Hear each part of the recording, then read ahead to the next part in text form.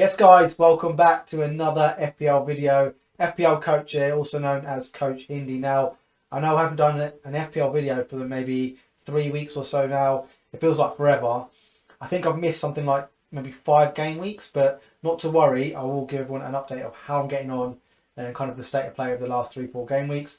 I had some technical issues for the first 1 or 2 game weeks that I kind of missed, and then after that I did decide and sort of prioritise a bit of a rest time, a bit of me time over the Christmas period. So I wasn't actually planning any FPL videos over the Christmas period. I am thankful to the likes of FPL Raptor and Let's Talk FPL and FPL Family, those type of guys who are continually putting out FPL content, which is really, really grateful.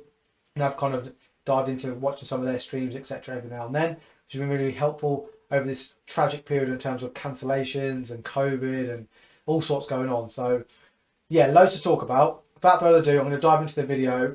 Merry Christmas, Happy New Year, and let's jump into the video.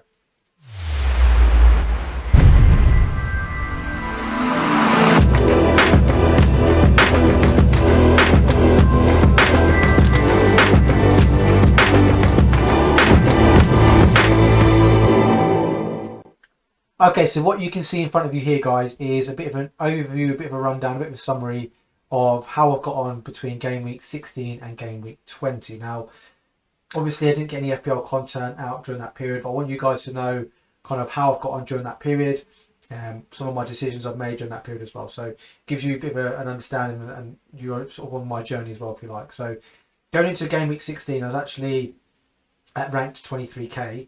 The back of game week 16, I picked up a small green arrow of 3k, which was quite happy with, 71 points. Game week 17, 18, 19, 20. This is where I picked up a number of red arrows actually. So the trend is a little bit alarming, if you like. I think prior to game week 16, so game weeks 14 and 15 I had red arrows there as well. Again, very, very small ones. So on the face of it, here it does look like I have had a number of red arrows, but they're not huge or significant. Always been, 5k, 10k, they're nothing huge. Especially during this hectic period where there's been lots of cancellations of games, COVID-19 outbreaks, etc. Cancellations through, I think there's a couple of games through snow as well. Burnley Spurs games comes to mind as well. So there's been lots of games and reasons why my rank has probably decreased during that period. So, one thing I will say, the positive coming out of this period is I haven't dropped, say, from 20k to 90k or 50k to 200k or anything like that. Nothing significant. It's always been small red arrows, which I'm kind of happy with. The second thing to mention is, up until game week 18, I hadn't taken any hits at all, and it really was a conscious decision of mine to not take any hits at all until I really, really needed to. And I have been a little bit fortunate with the team doing really well, having no injuries and suspensions, etc. So that has helped on the way. However, the carnage that has sort of taken place over the last 4 or 5 game weeks really hit me a little bit. So, I mean, I'm sure there's been FPL managers that have been hit worse than what I have. I've had to take a couple of hits. So game week 18 and game week 20, I've had to take a 4-point hit, just a little bit disappointed with. But it is what it is. And in actual fact, I think those who, not everybody, but I've seen some managers in the FPL community who have had to take bigger hits actually benefit from it because they've had, better points, if you like, from those players that come in. Whereas I've maybe been a bit passive, very passive, I think, during this period. So I'm kind of relieved that I've got through this period. I haven't used any chips either, which is really, really pleasing. So 45k, still in the top 50k after game week 20. If you asked me that at the beginning of the season, I would have taken it. 100% I would have taken it. And then I can sort of really push on with plenty of chips in hand as well. So that's kind of an overview between game week 16 and game week 20. Okay, before I sort of dive into what my actual transfer thoughts are, whether I'm making transfers, taking a free hit, etc. Just wanted to show you guys what the team looks like and what players will have double game weeks but don't make any transfers, and kind of where I'm thinking of where I'm hedging my bets kind of thing. So De Gea will have a double game week, Cancelo will have a single game week, Trent double game week, potentially. We don't know if there's a cancellation there in terms of Carabao Cup first leg. West Ham, so Soufal, Bowen and Antonio all have single game weeks. Foden will have a single game week. Salah won't be there. He could be my transfer out potentially this week. We'll talk about it a little bit later on. Jota double game week potentially. Son double game week, Tony double game week, although his will be Liverpool and Man United, so far from ideal. Foster's not playing at the moment, although he's close to being fit. Dennis double game week, Mitchell double game week, and Brandon Williams double game week for Norwich. and it's Norwich assets, so you can, it's unlikely I'm going to be playing that player. So that leaves me with sort of 8 players, double game week. So what I'm going to show you next is what my transfer thoughts are if I wasn't going to be free hitting, and then I'm going to show you sort of a live tinker in terms of what my free hit team would look like. Okay, moving on to the next slide. So the graph you can see in front of you here is possible double game week announcements. Now, nothing has been decided just yet, so at the time of recording, no game weeks, no double game weeks have been confirmed. However, we do think it's going to be quite imminent, or Ben Crellin, should I say, as you can see the name in front of you. If you're not following me on Twitter already, give him a follow. He is fantastic. He's brilliant at sort of predicting when the double game weeks, triple game weeks, if there's going to be any, and the blank game weeks are going to be. I would say he's almost always correct, so give him a follow. So what you can see in front of you here is basically every team that could be having a double game week or a single game week in game week 2, and then the fixtures beyond that as well, where some teams will blank and some teams potentially might have other doubles as well.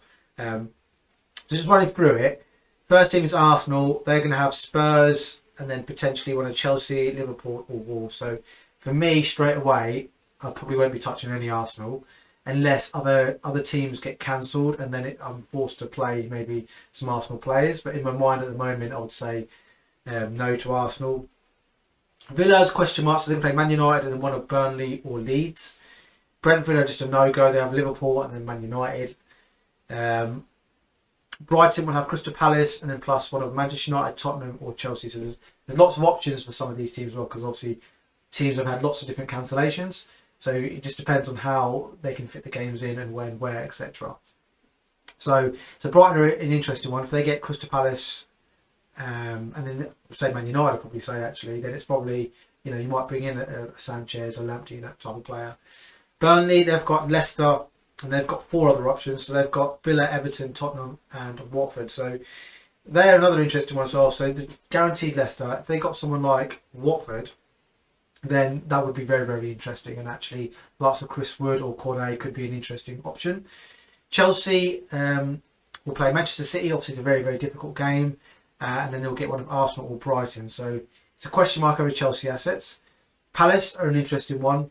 So they've only got one possibility for a second game in a game week 22. So they'll have Brighton first and they'll have Watford second. So that's a nice game week. Crystal Palace are the players very much on my mind. Everton next, so they've got Norwich away and then they'll have one of Burnley or Newcastle. So that's a fantastic game week if they get Newcastle or Burnley, to be honest with you. Leeds will have Watford, they'll have West Ham and then one of Liverpool or Arsenal. So it's not the best. Leeds are pretty decimated at the moment, so you won't be touching them anyway. Leicester, they'll have Burnley and then one of Tottenham or Norwich. Now if they got Norwich as a second game in that game week, that's a fantastic pairing as well. Liverpool will have Brentford and one of Leeds or Arsenal. Now, at the time of recording, there could be possible first leg cancellations in the Carabao Cup. So what I mean by that is Liverpool put in an application, if you like, a request to cancel the first leg and postpone it because of COVID-19 outbreaks. If that does happen, then Liverpool are pretty certain they won't have a double game week, because what will happen is the first game week will go beyond, the first leg game will go beyond the second leg and will go into where they'll play the second game. So that would have been either Leeds or Arsenal. So potentially Liverpool won't have a game week, which would be even more tricky to navigate if you were thinking about maybe doubling up or tripling up with Liverpool assets. Man City have got a single game week, so they've just got Chelsea. So there are 2 teams that have just got single game weeks. That is Manchester City, and the other team is West Ham. They've got Leeds. Now that is a nice fixture. We'll talk about that in a minute. Man United will have Aston Villa and then one of Brighton or Brentford, so a nice pairing, certainly on paper. Obviously football's never played on paper, so if Man United can get their act together, there could potentially be some nice assets there. Newcastle won't be touching them, but they've got Watford, Everton or Southampton.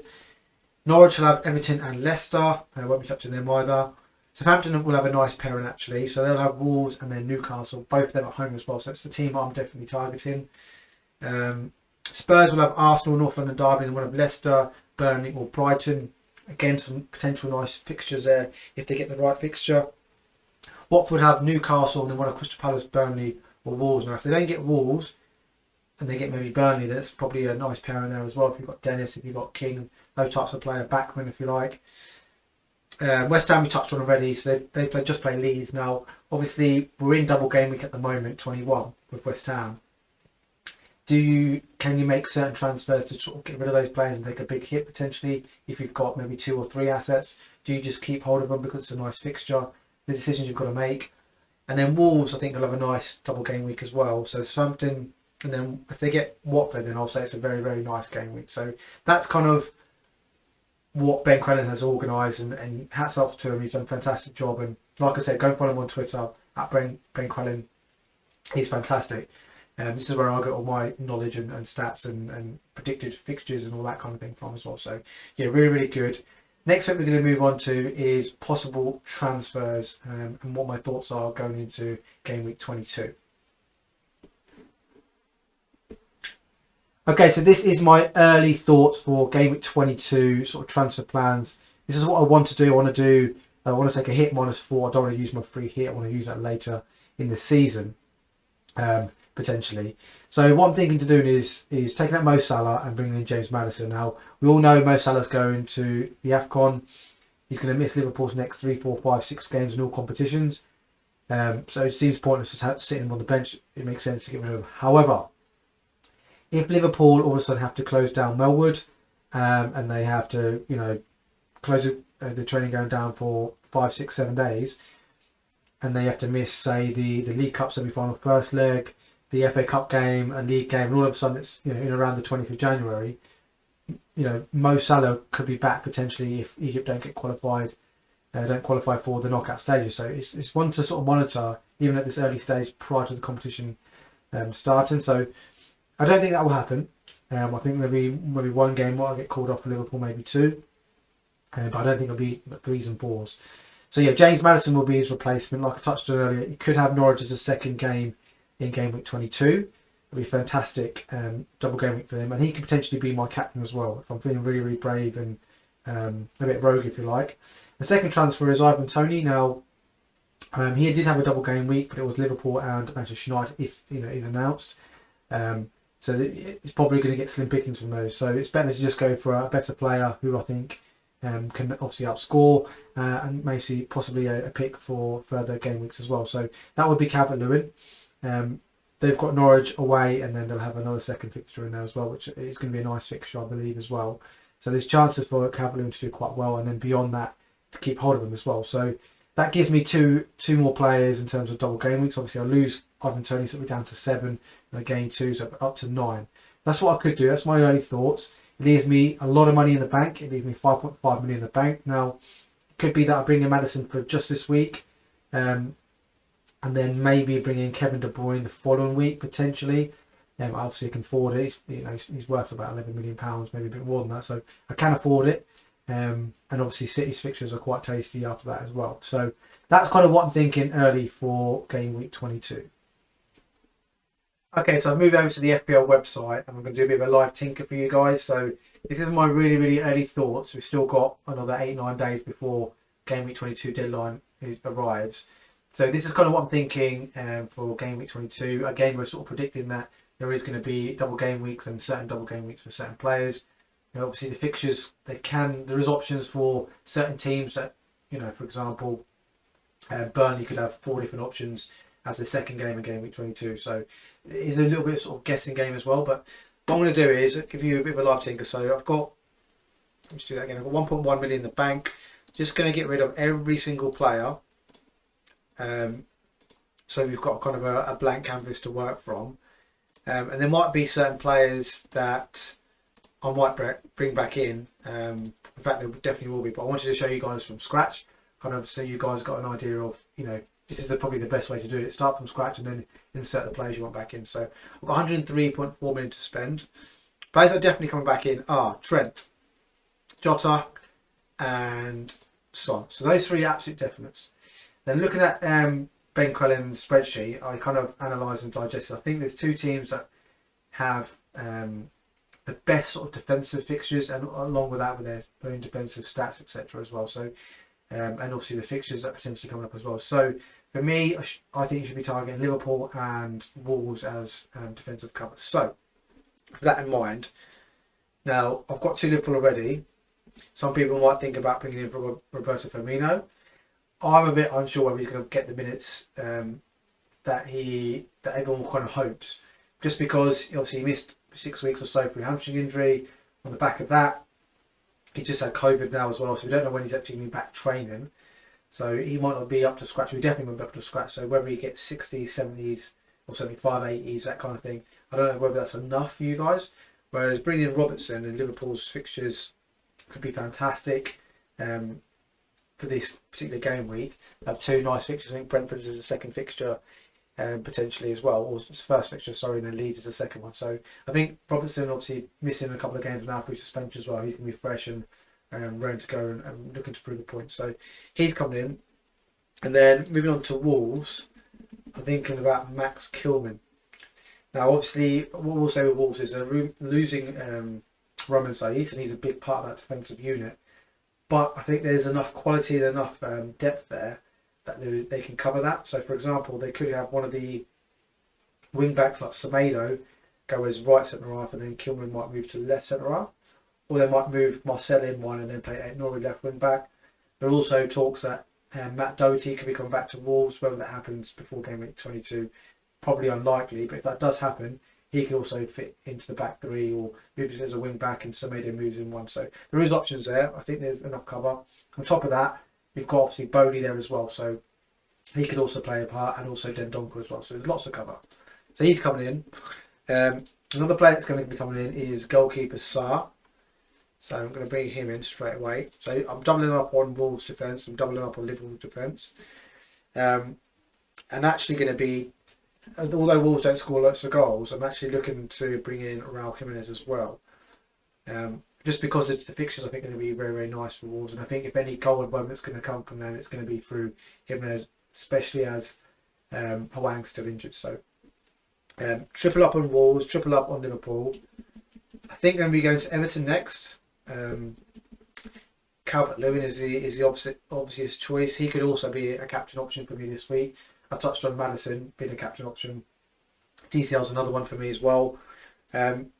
Also thinking about so how I'm sort of shaping up this squad is, some people, if they are going to be free hitting, they're thinking, okay, let's get a strong 11 out and then have bench fodder on the bench.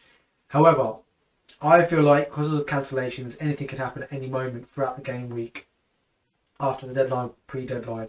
I think it's wise to have maybe everyone playing and everyone strong players in every position, which obviously makes it harder in terms of the starting 11 from your 15-man squad. But I think that's the tactic I'm using here. So I'm actually going to look to bring in Jordan Pickford as well. So I've got two playing goalkeepers. If Wolves are at the game, whatever reason they don't play, they have an outbreak as well, then I've got a back up there with Pickford. And I'm also going to double up on Everton defence as well. So I'm going to bring in Keane as well.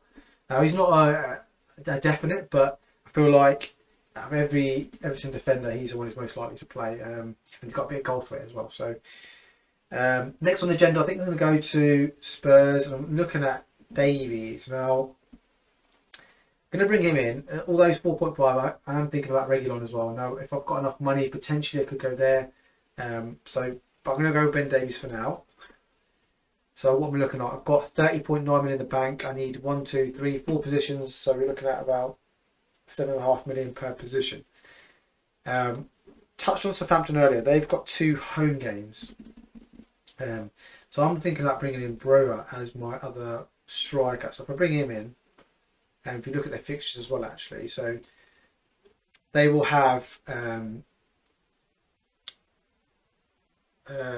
have 1 away game, 1 home game. Sorry, so they'll have Wolves away, and then they'll have Newcastle at home. So again, it's nice fixtures. So the thing about bringing him in, so let's just bring him in for now. Again, that could be up. You could be upgraded potentially further down the line. Depends how much money I've got in the bank.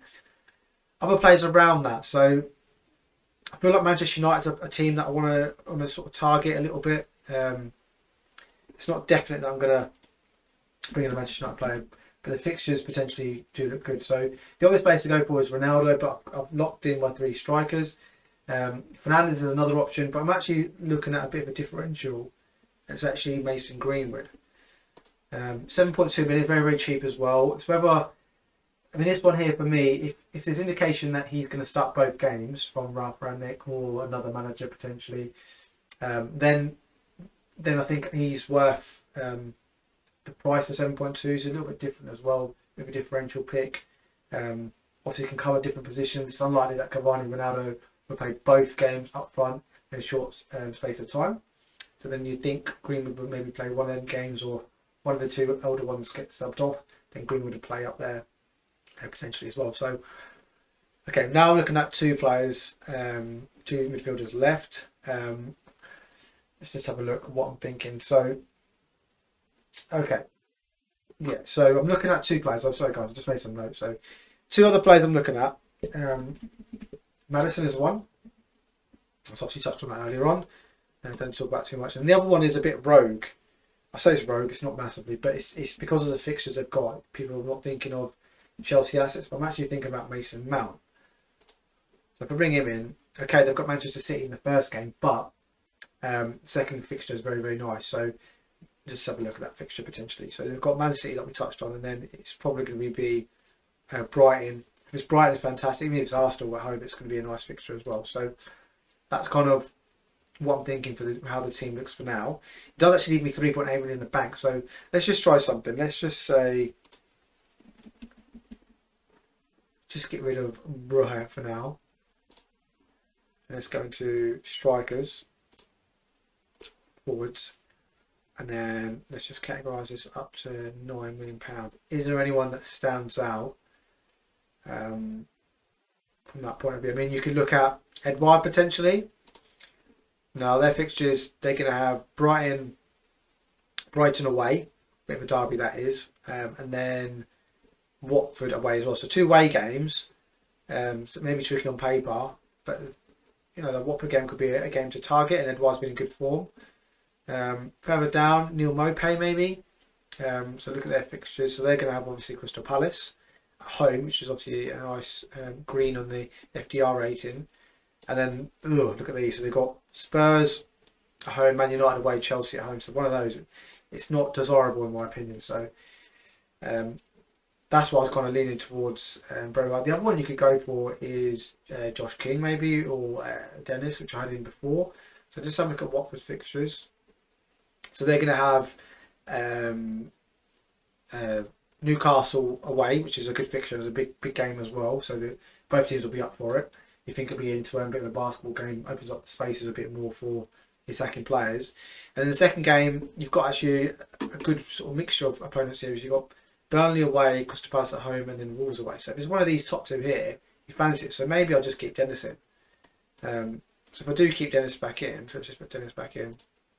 Yeah, I've still got 3.4 billion in the bank, so I haven't actually upgraded. So there's options I could, if I'm not fancying Jimenez. So let's just take out Jimenez for example. Can I get to Ronaldo? I don't think I can now. No, I can't. So let's just fit Ronaldo for now. So I'm 1.7 short. So if I took out Greenwood, maybe that leaves me 5.5 million for a midfielder. Let's just categorize this down to 5. Okay. So it could be that I bring in Damari Gray. No, I've got triple Everton already, so I can't do that.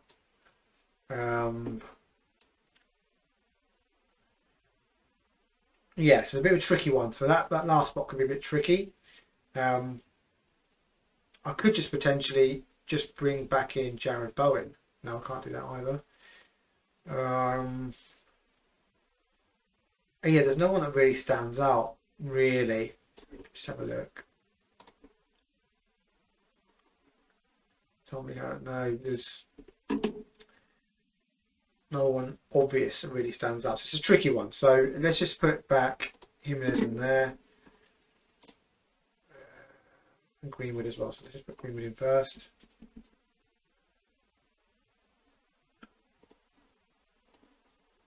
Greenwood goes back in.